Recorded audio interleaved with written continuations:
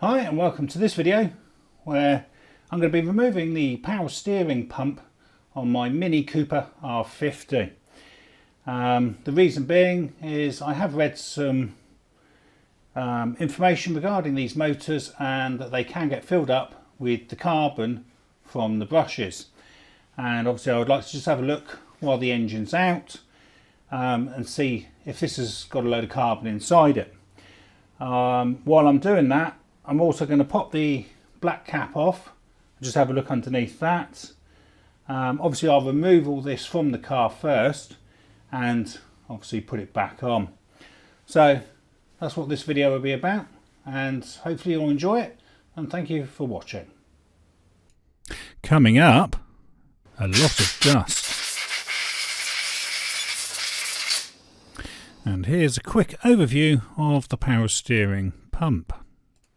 So we start at the bottom here, and there we can actually see the electric motor, power steering rack above that, and as we go up we've got two pipes that are wrapped in a silver aluminium foil leading to the reservoir. So I'm just going to give it a bit of a blow over to make sure there's no dust lying around. So you will need to remove the power steering cooling fan if one is fitted and disconnect the electrical harness cables to it. And we will also need to disconnect the power cable and control cable from the power steering motor itself. And also siphon the hydraulic fluid from the black reservoir. So I'm just going to drain the power steering fluid, and it's worth noting that that cap is also the dipstick for the fluid. Now I'm just going to tilt it over and empty the contents in this way, though doing that will put some strain on the two pipes, so it is probably better to siphon it out. So that's the fluid I've got out of there so far. So we now need to unbolt the hydraulic pressure line, and there will be a small black O-ring. So the first thing to do is get ourselves a metal tray, because we might have some oil start spilling. So using a 13mm long spanner, we can undo this single bolt that's holding the high pressure line in place. So I'll just get that out of the way first, because that is quite tightly fixed in there with that seal. So now to remove the supply hose to the pump on manual gearbox models. On auto models, detach the hose from below the fluid reservoir. Hydraulic fluid will spill. So going on to the supply hose, that's held on with a Jubilee clip and a 7mm socket. We'll easily have that removed, or a flat bladed screwdriver. So I'm loosening that quite a bit because I want it to go over the aluminium heat shield. So these can be a bit stuck on there, so it's sometimes worth using a pair of plumber's pliers just to loosen that up, and then very carefully, without damaging the rubber, pull that away. Now I tried to catch this as quick as I could. It didn't quite work. I was thinking that I could just put my finger over the end really quick. Sort of worked. The theory was there, execution didn't quite work. Okay, so that's our fluid out of that. So I can now go back to the high pressure pump. It does need to be pulled. It needs a good old twist and tug there to get that out. There we are. And again, fluid will start to leak. So there's the black O-ring. Just turning it there so you can see that. They'd probably say that once you've pulled that out, you probably should replace that O-ring. But anyway, so what I'm going to do now is use a big syringe to suck the power steering fluid out, because I've got to go under the car now, and I don't really want this dripping onto my face. So I'll get most of it out so I don't get all covered in oil. As you can see, it goes everywhere. So we'll need to give that a little wipe over. So just taking the old Jubilee clip off there, popping the pipe back on while I go underneath, just to try and avoid getting oil in my eyes. So I'll give that another quick wipe over just before I go underneath, and we can then remove the 2 bolts from the rear and above the subframe and the single front mounting nuts.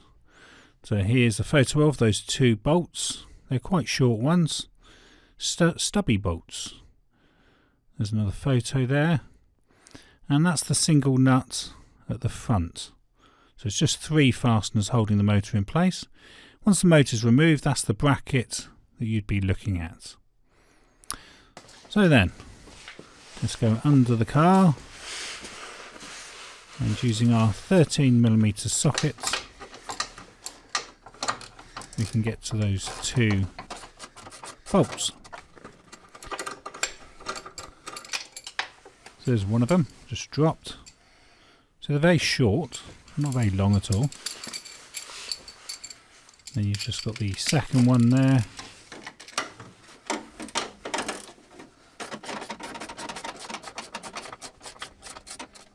So easy enough to remove, just awkward to get to. Then we've just got that single nut now that's at the front. That's quite loose now. Again, 13mm socket for that.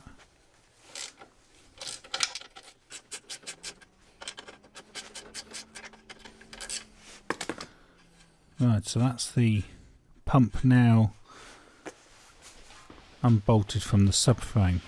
So we will get some spillage here. So that's definitely free. So let's take the high pressure line off now. Try and poke that up if you can, because if it stays down it will drip. And then take that feed pipe off, like so. And we should be able to just lift it up and pull it forward. We've even got a bit of a tree there. We've got the opportunity to remove that piece of wood. Right then, so there will be still a bit of fluid in there, so I'll get that out. So it does need a little bit of a clean.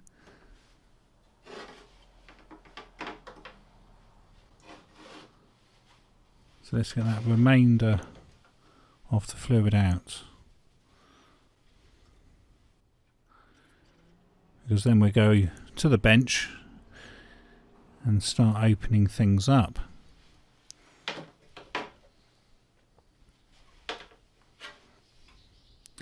So it's quite an interesting little device there. I'm normally used to the mechanical power steering pumps that are driven off the main engine belt. So onto the bench to look at things in more detail. So here we have it with its frame on the bench. So we do need to remove the motor itself from the frame, and we've still got oil leaking. So there's the 2 rear bolts that were holding it in where the subframe was, and there's the single nut underneath. So we've got 4 nuts there that we need to remove using a 10mm socket. So we'll quickly get these off. Just break those loose.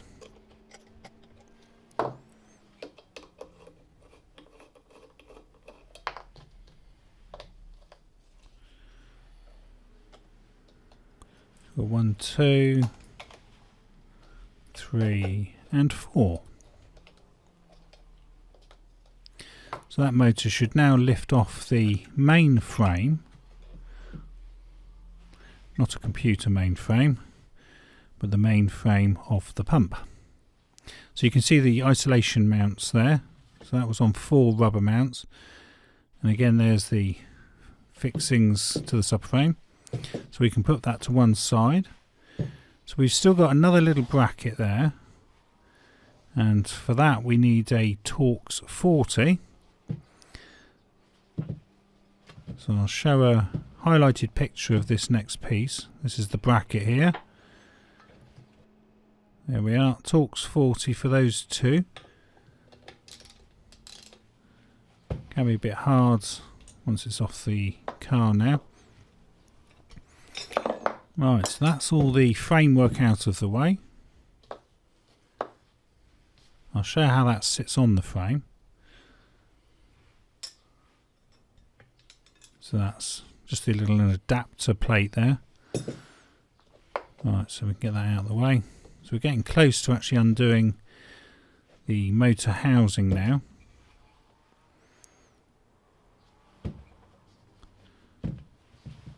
So I'm going to mark the end cap, because I will be removing the end cap.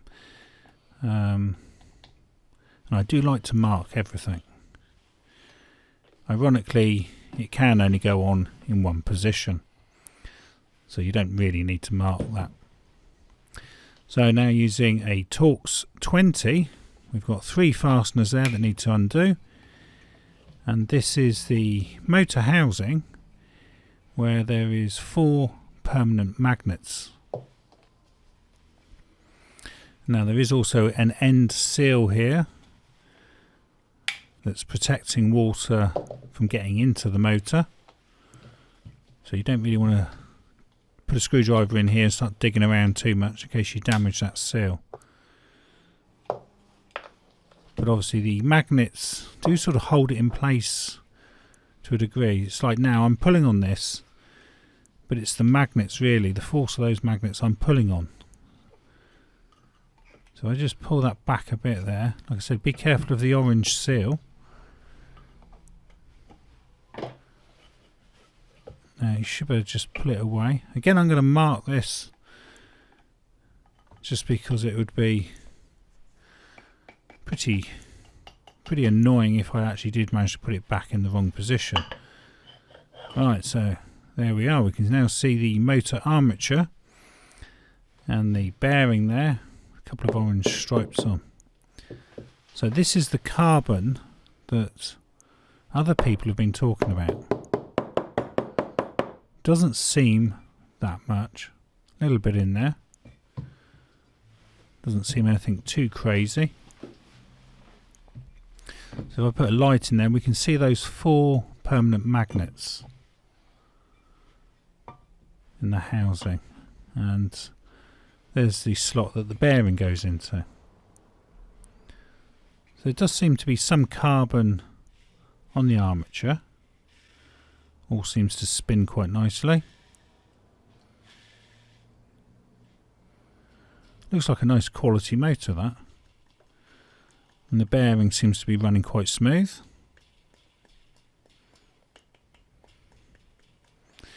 I mean, this was actually making quite a squeaking noise. So this is one of the reasons I've actually decided to open this up, because it was making the typical noise that you do get with these power steering motors. So I'm hoping that if I clean it out, perhaps that annoying screech will go. But they have been known to actually catch fire, so it's probably worth actually giving these a clean out occasionally. I think I'm going to use compressed air now. See what we get coming out. So cleaning the permanent magnet housing and the motor armature using compressed air.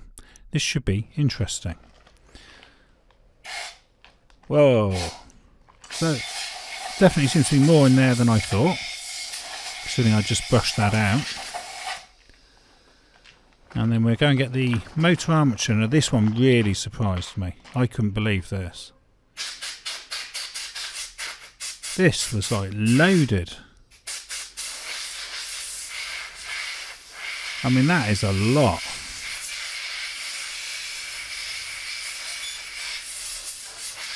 So I was quite gobsmacked by how much actually came out of this. So surely blowing all this out has got to be better for it. But I think it gets onto the electronics. Now I haven't actually opened up that part, So I'm hoping the compressed air will actually get to there and blow the dust out from the electronic part as well. We'll find out when we put it back on the car. Yep, so that sticks quite nicely. Right, so that's as clean as we're going to get. So we can now replace that part of the motor before taking a look at the other end. So now that hopefully most of that dust is out, just going to give a final little wipe in there just to remove any dust. So that's all looking pretty clean now. Thankfully those magnets are still staying in place, so I presume they're only glued in, which is probably why you don't really want to bang it around too much. So you can see the orange seal that's going around the main part of the motor. So you want to try and put these together as gently as possible, because they will tend to snap when those magnets come into play. So that feels like it's gone on. So we can get our Torx 20 back out and pop these 3 screws back in. Now, I'm not sure what the torque of those would be, but hand height should be sufficient. I won't do anything too crazy. I mean, you might want to wipe that orange seal as well, just in case. Perhaps put a little bit of silicone on there just to smear around to help the seal. Something I thought about afterwards. But there we go. Okay, so that's back on now, so we can swing the motor around and have a peek under the black end cap where the hydraulic fluid enters the pump. So again, using a 7mm socket, we can undo this large Jubilee clip. Now mine sort of came apart in a funny way. I'm not sure it was supposed to actually come apart like that, but anyway.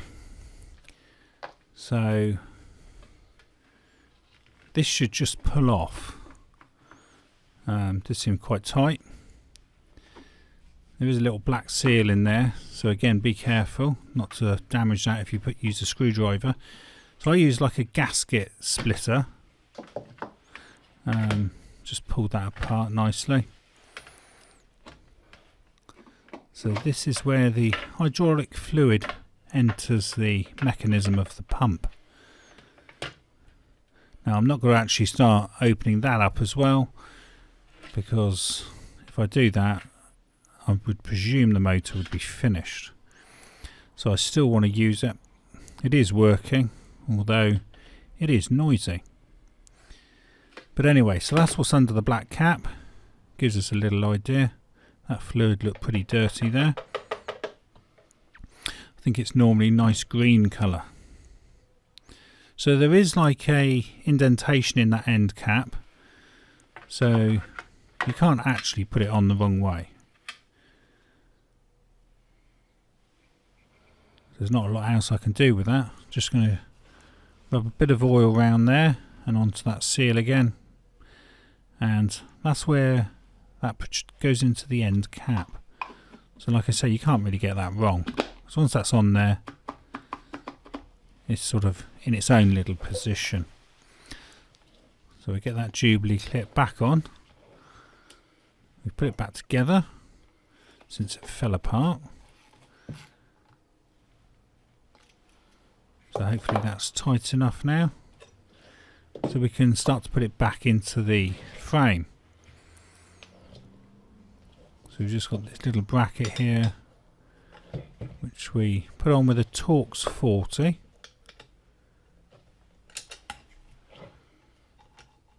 Let's get those in and tighten those to 10 Newton meters. So it's not very tight. Basically just hand tight that. We can now drop it onto the frame where those little rubber cushions are. Obviously keeps the vibrations of the car away from the motor. Obviously you don't want to bang that motor if you can help it. Or perhaps it actually stops the vibrations of the motor going back into the shell of the car. Perhaps you can hear the whirring of that motor. It's quite a big motor, isn't it? It's quite powerful, I expect. Perhaps you can get a vibration come through the car. So, now to put the pump back onto the car. And ideally you would use fresh power steering fluid. So we can just drop it back in there now. And what I'll do is I'll replace the 2 bolts at the back first, because that will pull the pump backwards, and then I can just tighten that one up at the front. Okay, so that's in there. So set my torque wrench to 19 Newton meters for all 3 of those fasteners. Do the 2 at the back as well. And we can put the high pressure line back on, make sure that's all nice and clean, and that seal is nicely oiled. Slide that back in, and again that's not tightened very tight. I think that's again 10 Newton meters, so 13mm socket at 10 Newton meters. Not very tight at all, that. I did double check that in the manual, and it does seem to stick with 10 newtons for that. So we can put our filler pipe back on there from the reservoir, and then 7mm socket just to tighten that Jubilee clip back up. So it's all back on now. Now this is, you should put some clean fluid back in here. But obviously, like I said, this car is probably not going back on the road. So I'll just put the old fluid back in. Might need to top it up a little bit though. We'll have lost some. So you do need to check that level when the car's actually running. Obviously this car doesn't run. So it gives you an idea here on this photo, the maximum and minimum on the dipstick. So the way to check the power steering fluid is to fill the black reservoir to the maximum mark on the level stick with fresh Pentazine CHF 11S. Start the engine and turn the steering slowly from full lock in both directions a couple of times, and then recheck the fluid level and top up as required. And to finish off, here's some reference photographs.